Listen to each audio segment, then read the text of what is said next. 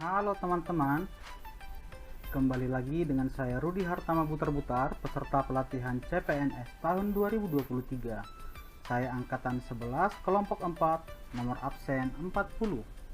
Pada video kali ini, saya akan mencoba menjelaskan mengenai konsep dan implementasi core value ASN dengan pengampu materi Ibu Yamnur Mahlia SST MKes. Pelatihan dasar CPNS ini diselenggarakan oleh BPSDM Sumatera Utara. Kali ini, core value yang akan saya jelaskan adalah mengenai akuntabel. Dengan kalimat afirmasinya, kami bertanggung jawab atas kepercayaan yang diberikan. Pengertian akuntabilitas. Dalam banyak hal, kata akuntabilitas sering disamakan dengan responsibilitas atau tanggung jawab. Namun pada dasarnya, kedua konsep tersebut memiliki arti yang berbeda. Responsibilitas adalah kewajiban untuk bertanggung jawab yang berangkat dari moral individu. Sedangkan akuntabilitas adalah kewajiban untuk bertanggung jawab kepada seseorang atau organisasi yang memberikan amanat.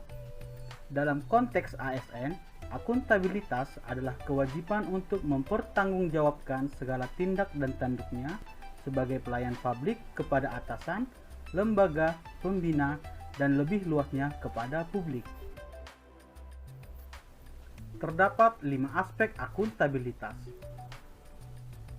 Yang pertama, akuntabilitas adalah sebuah hubungan. Hubungan yang dimaksud adalah hubungan dua pihak antara individu, kelompok, institusi dengan negara dan masyarakat. Yang kedua, akuntabilitas berorientasi pada hasil.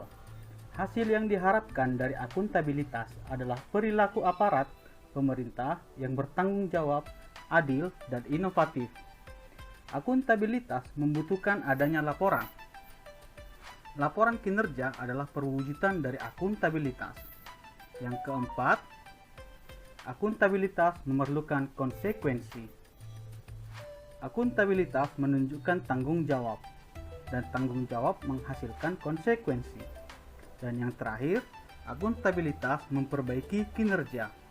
Tujuan utama dari akuntabilitas adalah untuk memperbaiki kinerja ASN dalam memberikan pelayanan kepada masyarakat. Menurut Boven, fungsi utama akuntabilitas ada 3. Yang pertama, peran demokratis, yakni menyediakan kontrol demokratis. Peran yang kedua adalah peran konstitusional, yakni untuk mencegah korupsi dan penyalahgunaan kekuasaan. Dan peran yang ketiga adalah peran belajar, yaitu meningkatkan efisiensi dan efektivitas.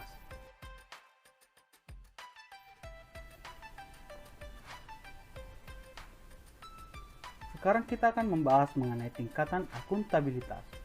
Terdapat 5 tingkatan akuntabilitas yang dimulai dari tingkatan akuntabilitas personal sampai dengan tingkatan akuntabilitas stakeholder.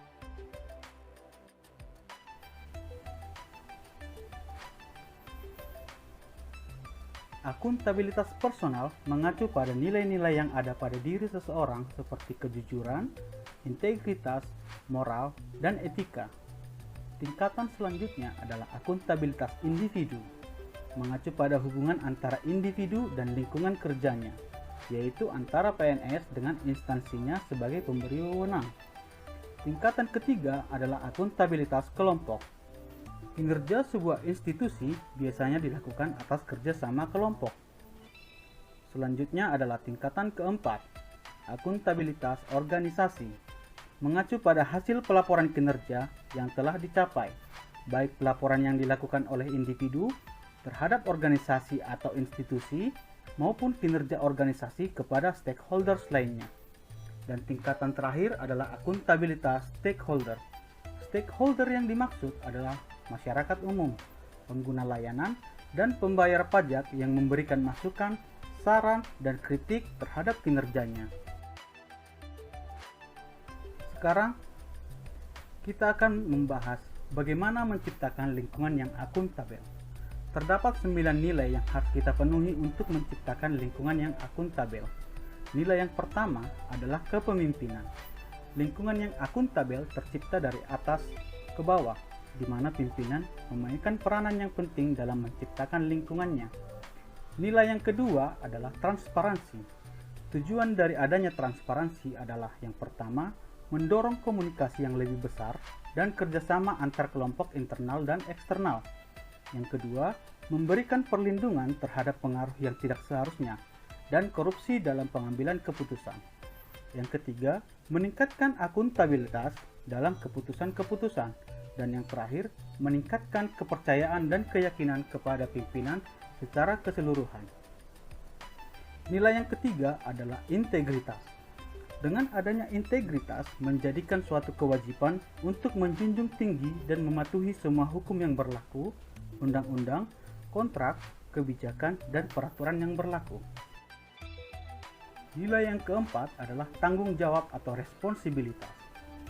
Responsibilitas memberikan kewajiban bagi setiap individu dan lembaga bahwa ada suatu konsekuensi dari setiap tindakan yang telah dilakukan, karena adanya tuntutan untuk bertanggung jawab atas keputusan yang telah dibuat.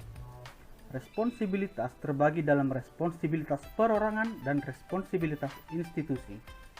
Responsibilitas perorangan adanya pengakuan terhadap tindakan yang telah diputuskan dan tindakan yang telah dilakukan.